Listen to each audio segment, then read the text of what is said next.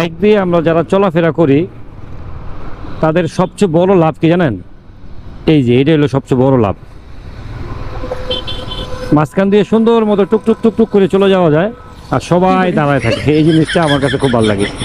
মানে যত জ্যাম হোক, হয়তো এই মাঝামাঝি রাস্তাটা দিয়ে বের হয়ে যায় অথবা বামের রাস্তাটা বের হওয়া যায়, যতটুকু রাস্তা থাকে বাইকের জন্য এনাফ। এই যে উনি আর আমি সংঘর্ষ হব, কিন্তু সংঘর্ষ হব না, উনিও একটা সাইড দেবে আমিও একটা সাইড দেবো আর আমি চলে যাব। এটা হলো আমাদের বাইকের লাভ।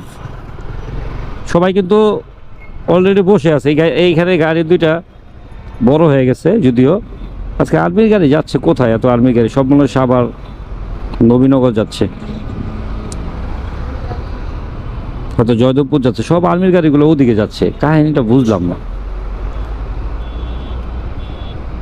এই যে এখন ফাইসে গেছি, একটুর পরে এখান থেকে একটা ফাঁকা পাইলেই বের হইতে পারবো। যে পর্যন্ত এই ফাঁকাটা না পাবো সে পর্যন্ত এটার পিছনে থাকতে হবে।